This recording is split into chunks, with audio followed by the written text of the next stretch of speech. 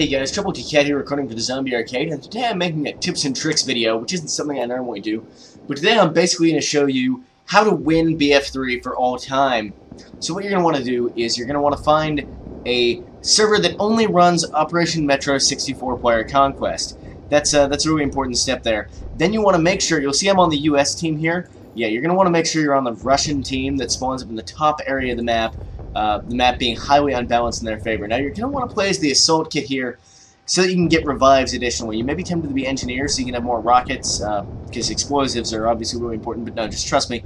You're going to want to have this defibrillator. You're going to want an automatic pistol. I'm going to use the 93R. And for your primary weapon, just pretty much it doesn't even fucking matter that much.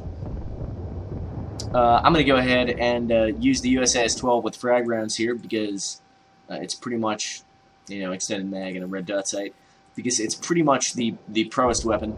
And I'm going to go ahead and have an M320. Now the M320 is pretty important, and you're also going to want to make sure you've got explosives on. Don't bother joining a squad, that's not important. And basically what you're going to want to do is you're going to want to spawn up here at the ticket hall and go over towards where the escalators are. Now this is where the strategy gets a little bit complicated, so I'll try and take it slow, and hopefully you guys will be able to stay with me. Now what you're going to want to do is set yourself up at the top of one of these escalators here. Get out of my way, teammates. Jeez. These guys just can't comprehend my plan. So what you're going to want to do is make sure you revive all the teammates, especially if they're on top of a grenade, because then you can just revive them again straight away and get even more points.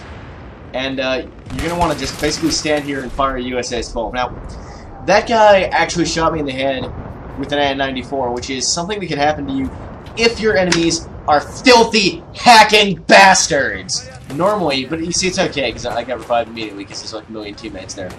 Normally that's not going to happen to you, but I guess just there's some hackers in this game, so, you know, it will be possible for me to die on occasion. Normally that's not actually something that can happen. So if you can't actually see any enemies when you look down the escalator, you're just going to want to switch to your grenade launcher and just fire it randomly towards the edges where there might be enemies hiding, just around corners and stuff like that. And you should see I got a hit marker there. You should be able to pick up some kills pretty easily here. I'm actually having a little bit of a hard time here. Probably the enemies are hacking. There we go. I guess that guy wasn't. So it's finally able to get a kill there. Now, you're not going to have any problems with ammo, because you should have about 9 million support points. If you see a big swarm of dead guys, just make sure you get over there, get revive points. Now, what this is actually going to do is this is going to massively increase your score per minute on your stats page in Battle Log. And if you're doing it right, you're also going to improve your KDR. Now, that's really important, because what it means is that when people look at your stats page, they're going to see how big your EPEAN is, and they're going to feel inadequate. And that's how you end up actually achieving victory. That's how you actually triumph over the other players in the game, by just making them feel really bad. If somebody on the forums, like say you make a post on the forums to tell everybody how cool you are, and point out that you've got a 787 score per minute, if you are you know, inclined to do that, you may have somebody pointing out to you that, well, you just kind of got that in Operation Metro, and that's not that impressive, because it's such sort of a tight quarters map, and you just get a lot of kills really quickly if you're doing things right, and you get a lot of revives and stuff. And I mean, it's just a lot easier to get fast score per minute on this than any other map in the game. That's a lot larger and a lot more spread out, so you're not constantly in a giant clusterfuck of bloody explosions. Now, if somebody should happen to point that out to you in your forum thread explaining how cool you are, what I would recommend you do to take action against them is just point out that they're both jelly and mad of your elite skills. Mostly they jelly. And I'm pretty sure, you know, they won't have any comeback for that. They'll just have to admit, yeah, well, they're just kind of jelly, because, I mean, that's really all that happens. I mean, they possibly might have actually played the game for enjoyment and played some maps that are kind of enjoyable or fun to play or require some kind of skill, but what they don't realize is that that's actually not the most effective way to get your score per minute up and prove that you're like the baddest dude around. So, I mean, really, they're just scrubs. They're just playing like noobs. That's all it comes down to, guys. It's that simple. So, I mean, you know, that's how you win at BF3, if you guys were wondering. And I'm going to keep playing a little bit more here just to make sure, because, you know, I was kind of not, you know, getting that many kills and stuff, just hanging out at the top of the escalators there, not being, you know, very good. Because I was just, you know, spending focus on explaining things, but now we're gonna We're gonna fucking hackers, man. Now we're gonna keep playing for a little bit, and I'm just gonna show you just how effective this strategy is. You'll notice that guy's a Colonel Service Star 57, which is probably some of the highest ranked people you'll see. You'll find in these 24-player Metro 64-player Metro 24/7 servers, and the reason for that is they're pro. Like they realized that the best way to play the game to get the maximum score per minute was Metro, and so they came in here, and that's just all they did after they realized that, because that's how you play to win. They're just pro guys, and you should probably suck their dicks. I know I would. So you see here, we got some grenades coming up here. Don't even worry about that.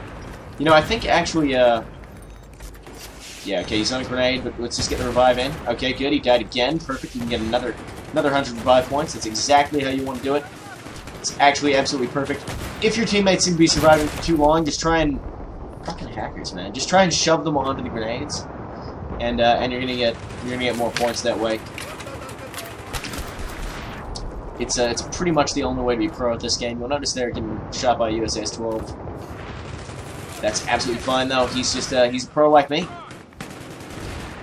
I think he may have actually been using shotgun shells. I'm just kind of noob, to be honest. You really want to use those frag rounds, because if you don't use frag rounds, you actually have to aim directly at the enemy to kill them, and you have to be kind of close, so your weapon isn't that effective. What I'm saying is it actually does require... it makes the game unnecessarily difficult for yourself if you don't use the USAS-12 with frag rounds on this map. I was hoping my teammates were going to die there. Now you do want to be careful. You don't want to run too far forward for those revives, or you have a chance of dying, and then your KDR isn't going to be as high as it could be. You want to make sure that you get that to like 17 as fast as possible, or you're just a noob.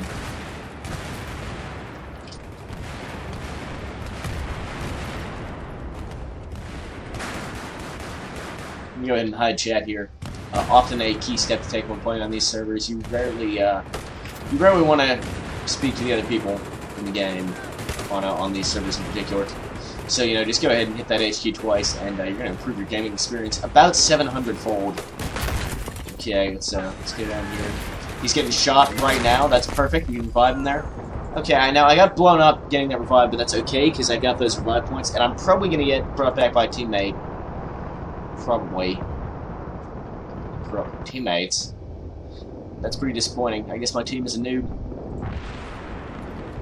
So anyway, guys, that's how you win at Battlefield 3. I maybe didn't illustrate it as well as I could in this video because I was focusing more on the commentary.